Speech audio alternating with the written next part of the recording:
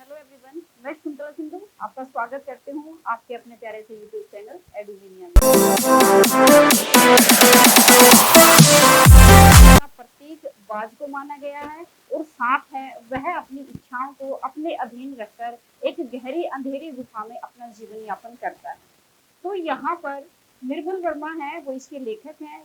निर्मल वर्मा जी ने यहाँ पर बाज और सांप के माध्यम से बड़ा ही अच्छा संदेश आपके सामने व्यक्त किया है। तो चलिए फटाफट हम अपनी वीडियो को स्टार्ट करते हैं। और जो परिच्छेद हैं, जो पाठ के अंक हैं, वो कुछ इस प्रकार से हैं।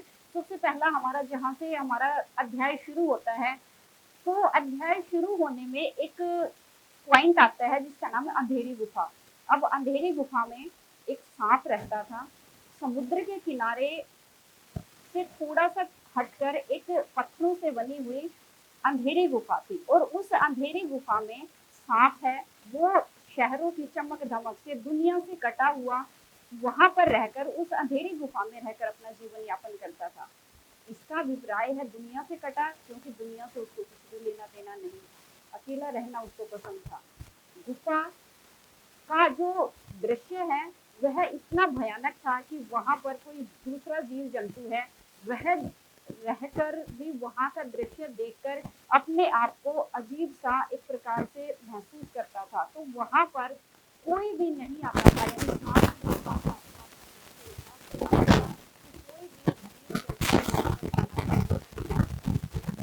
भी क्या बताया है अंधेरी घाटियां, और वहां पर गुफा के साथ साथ जो घाटियां थी समुद्र के किनारे पर वह भी उसी गुफा के आसपास थी। और उन्हीं अंधेरी गुफा और अंधेरी घाटियों में ही पूरा साम्राज्य यानी अपनी गुफा का था।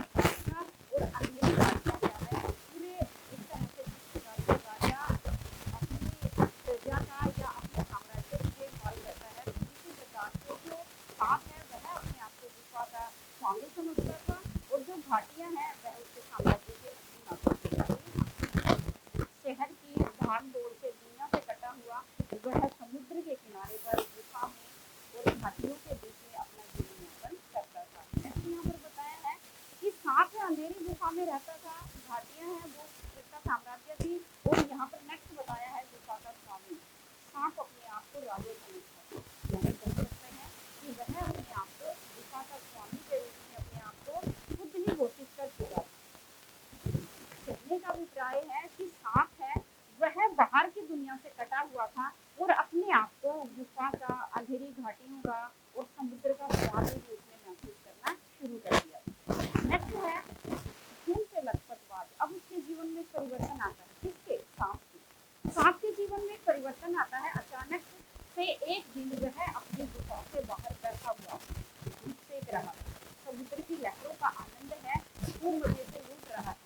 तो अचानक से क्या हुआ, खून से लथपथ एक सांप है वह उसकी गुफा से कुछ ही दूरी पर आकर गिरा। पहले तो जो सांप है उसकी सांसें अटक जाती है क्योंकि वह समझता है कि बाज मुझे मारकर खा जाएगा। बाज तो उसके प्राण संकट में, डर के मारे वह उधर ही दुबक जाता है। लेकिन धीरे धीरे जब वह देखता है कि सांप की हालत, जो बाज की हालात है वह तो बुरी अवस्था में, यानी सांप क्या है देखता है कि बाज इस लायक नहीं है, वह मुझे कुछ नुकसान करेगा।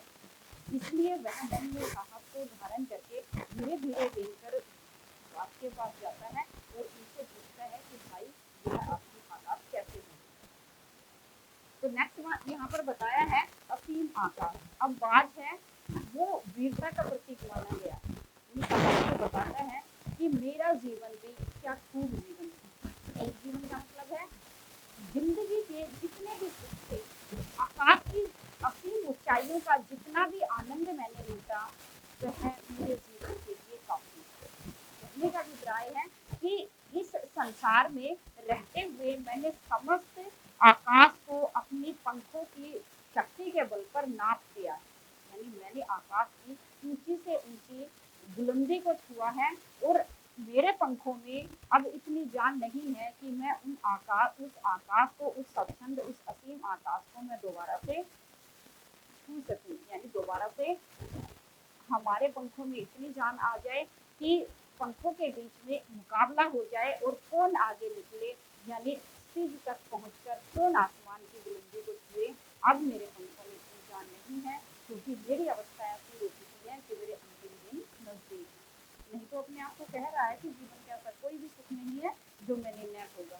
नेक्स्ट वाली पंक्ति यहाँ पर बताया है गुफा का भयानक दृश्य। अब जो सांप और बाज के बीच में वार्तालाप चल रहा था, सांप अपनी बता रहा था और बाज अपनी बता रहा था। बाज कहता है मैं वीरता का प्रतीक हूँ, स्वयं चित्रित नहीं करता है, लेखक यहाँ पर उसको वीरता का प्रतीक के रूप में चित्रित करते हैं बाज को। तो बाज अपनी बता रहा है कि मैंने जो आकाश है उसकी समस्त ऊंचाइयों को, असीम ऊंचाइयों को छुआ है। लेकिन सांप खुद वहाँ पर कुछ नहीं कहता है, लेकिन बाज उसकी गुफा का दृश्य देखकर, गुफा का भयानक दृश्य, गुफा के जो अंदर है वो गहरी सीलन, सीलन के कारण क्या होता है, अंधेरी घाटियां थी, गहरी सीलन थी, सूर्य का प्रकाश नाम मात्र ही पहुंच पाता था वहां पर। और क्या बताया गया है कि भयानक एक गंध वहां पर, आसपास के विचित्र गंध वहां पर फैली हुई थी। सांस लेना बाज के लिए बड़ा ही दुर्बल बड़ा ही एक तरह से कठिन हो रहा था। सांस लेने में उसको बड़ी तकलीफ हो रही थी, क्योंकि आसपास है वो सीलन के कारण एक विचित्र सी गंध है, वो गुफा और गुफा के बाहर क्या है उस वातावरण को अत्यधिक भयानक बना रही थी। तो सांप उस गुफा का दृश्य देखकर आश्चर्यचकित रह गया कि इतनी भयानक, इतनी एक तरह से कह सकते विचित्र गंध में सांप बाहर की दुनिया से कटा हुआ अपना जीवन कैसे यापन कर रहा है यहाँ पर। तो खुद को राजा कहता है और अंधेरी घाटियां हैं वो उसका साम्राज्य है। तो इस तरह से भयानक गुफा का दृश्य है और यहाँ पर निर्मल वर्मा जी ने चित्रित किया है। और जो सांप है वह अपने आप को उस गुफा का स्वामी, अंधेरी घाटियों का एक तरह से साम्राज्य उसके अधीन आता है, लेकिन बाज को उसका साम्राज्य पसंद आता है, न उसकी अंधेरी गुफा पसंद आती है, बल्कि एक विचित्र अनुभव उसको होता है। क्योंकि जो बाज है वह तो आसमान की असीम ऊंचाइयों को छू चुका था, तो एक गहरी, अंधेरी और विचित्र गंध वाली घाटी गुफा उसको कैसे पसंद आ सकती थी। नेक्स्ट है नैया। सांप के मध्य और जो एक तरह से कह सकते बाज के मध्य वार्तालाप चल रहा था, तो सांप का जो मन है वह अपनी गुफा के पास ही, एक तरह से कह सकते हैं गुफा के आसपास ही सिमट कर रह गया था। लेकिन बाज है उसको अब भी आशा थी, नई आशा, अब भी ऐसी आशा थी कि मैं आसमान की बुलंदियों को छू सकूं। तो क्या कहा है, नई आशा। सांप के मध्य और बाज के मध्य जो वार्तालाप होता है, तो बातों बातों में उसके पंखों में, उसके मन में एक आशा की किरण जन्म लेती है और सोचता है कि मेरे पंखों में अब भी इतनी जान है, कितनी जान है कि मैं असीम आसमान की ऊंचाइयों को छू सकूं। यानी एक आत्म बल उसके अंदर जागृत होता है। और सांप भी कहता है कि हाँ आप इस कार्य को आसानी से कर सकते हो, क्योंकि आप वीरता के, बहादुरी के प्रतीक हो, तो आसानी से क्या कर सकते हो, आप इस कार्य को कर सकते हो। तो नई आशा से प्रेरित होकर जो बाज है वो एक पर्वत पर, एक छोटा सा पर्वत था वहां पर, उसकी ऊंचाई पर जाकर चढ़ जाता है कि मन की इच्छा को देखते हुए, आकाश के प्रति उसके प्रेम को देखते हुए सांप के मन में भी इच्छा जागृत होती है और सोचता है कि मैं भी आकाश की असीम ऊंचाई का मजा तो एक बार लेकर ही देखूंगा। देखने का अभिप्राय है सांप के मन में भी एक आकाश के प्रति, असीम आकाश के प्रति एक इच्छा जागृत होती है और वह भी आकाश में उड़ने के लिए अपने आप को के अंदर एक आशा की किरण जगाता है। और क्या अपने शरीर को घसीटता हुआ वह एक पर्वत के पास आकर उसके ऊपर बैठ जाता है। और जैसे ही लहरें आती हैं जाती हैं, उसके मन में उत्साह की भावना उत्पन्न होती है लहरों के आने जाने से।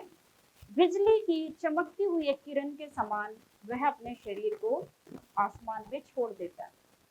लेकिन क्या होता है, पंख नहीं थे, उड़ नहीं सकता था, क्योंकि बाज के तो पंख थे, उसके पंखों में इतनी ताकत थी कि वह आकाश की असीम ऊंचाइयों को माप सकता था।